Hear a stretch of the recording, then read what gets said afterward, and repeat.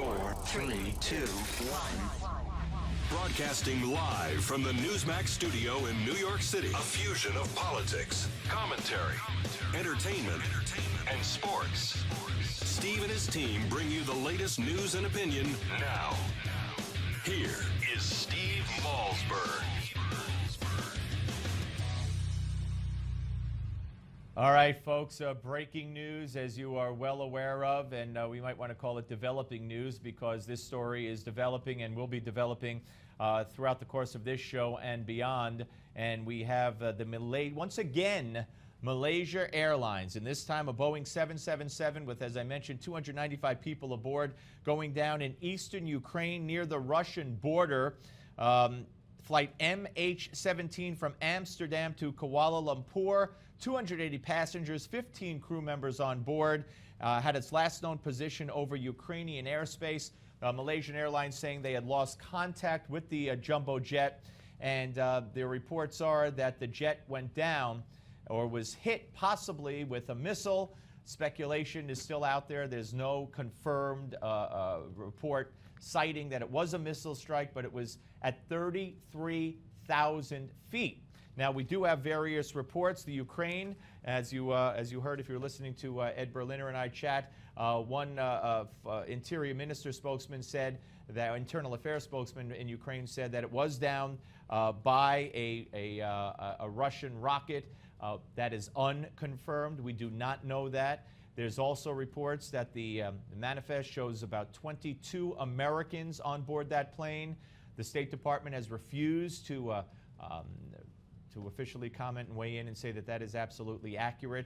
Still trying to put the pieces together.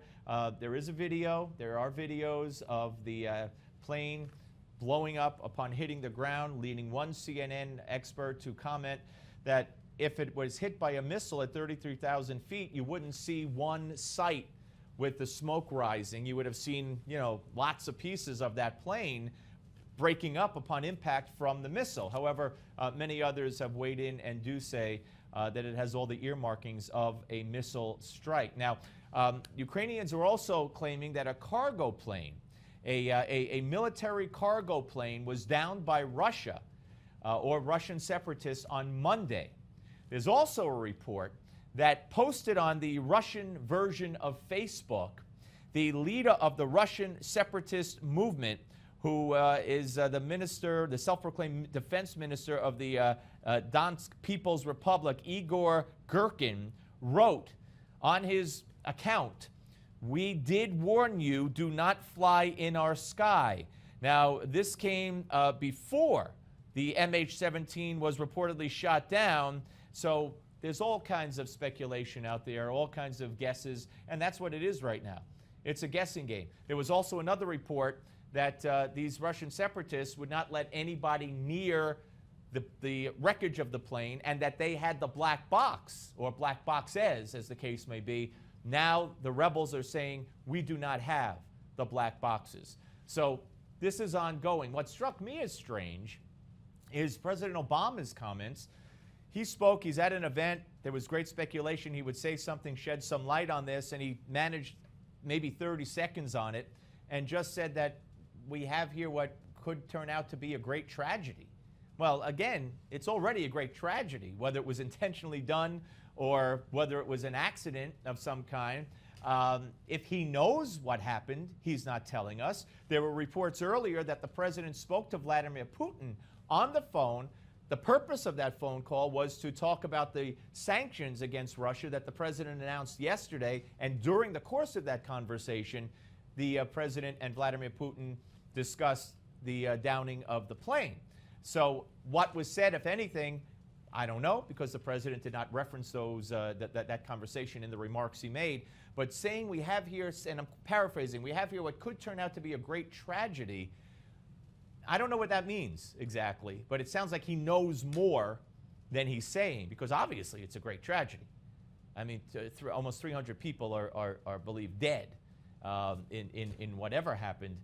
295 people actually on board the Malaysia flight. And, conspiracy theorists now could have a field day, as they did with the missing Malaysian Airlines plane. I had one friend ask me if this could possibly have been the missing plane being used as a missile.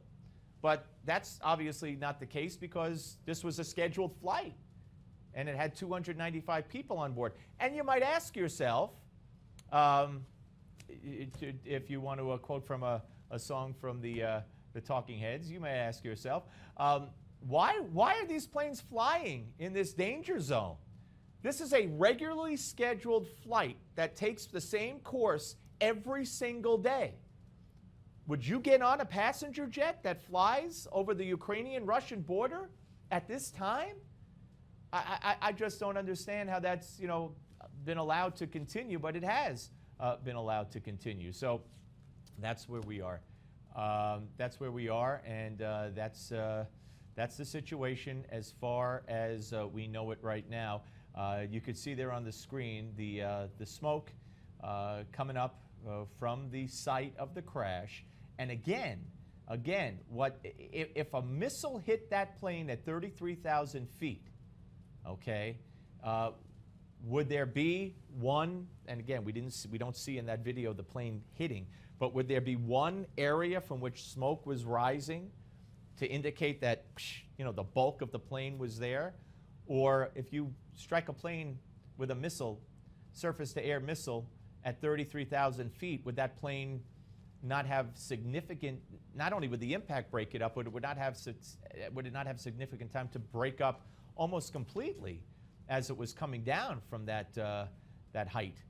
Again, questions that I am not qualified to answer for you, but hopefully questions that will be answered in the not too distant future. 295 dead, and the speculation, and it's amazing to watch the different people, the different commentators weigh in, the so-called experts weigh in with their own theories and their own speculative scenarios of exactly what might have taken place. And if indeed, let's map out a couple of possibilities here. If this was a missile, this leads us back to ISIS. There's all kinds of reports that ISIS has access to these kinds of missiles. I'm not saying ISIS was responsible here, but I'm saying it certainly puts at risk. It certainly puts at risk and should send shivers up and down the spine of the airline industry. Future flights, if these kinds of missiles are out there, if these kinds of capabilities exist in the hands of terrorists and terrorist groups. But let's stick to this for a second here. Was this a Russian separatist attack? Well, if it was, what's going to be done about it? And by whom? Was this a Russian military mistake? Was this a Russian military mistake? Don't forget the Korean airliner that was shot down back in the 80s. And I'm not saying that was a mistake or not, but I'm asking the question here. If this turns out, could the President of the United States, when he said what we have here, it seems it's going to be turning into a great tragedy, could that have been from something Putin said? Could this turn out to be a terrible accident? I don't know. And what would the repercussions be if it was a Russian-made rocket? Again, if it's a Russian-made rocket, chances are, and it did hit the plane, then chances are it was fired by the separatists and not by officially, quote unquote, the Russian government. But some might ask, well, what's really the difference, between those two? And could the separatists have had these weapons, had these missiles, had this capability without Russian support and Russia's blessing? So again, all these questions remain unanswered. But the Ukrainian president, just so you know, is calling this a terrorist act. He is saying that this is a terrorist act, according to reports that I have seen as we come on to air on the Steve Malzberg show right now at this point. So again, it's a lot more than our president said. And one other thing, if we could show that video again, can we roll the video of the smoldering of the wreckage of the plane? And you're going to see something that's very interesting. you're going to see, now watch it, and I think you're going to get to see here, if we roll it long enough, you'll actually see some, what looks like debris almost going up. And I don't know if we're going to get close enough to that. I'm told that that's a natural response to that kind of crash, where on impact you get debris just shooting up into the air, hundreds and hundreds of feet high into the air, and it looks like it's showering up almost before it then again streams down. So there's nothing irregular or abnormal about that. And if you don't see it in this video here, maybe it'll be in video that we roll down the line in the future. So don't let that confuse you. But you could see all the way to the right on the bottom. You see that that's where it's coming from. If there were a missile, if it were a missile strike, would there not have been a plume of some sort from the missile itself?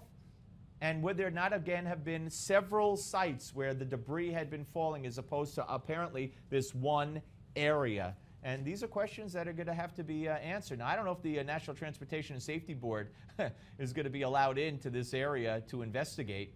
Of course, there are reported to be over 20 Americans on board that plane, so maybe, just maybe, they will be able to do it.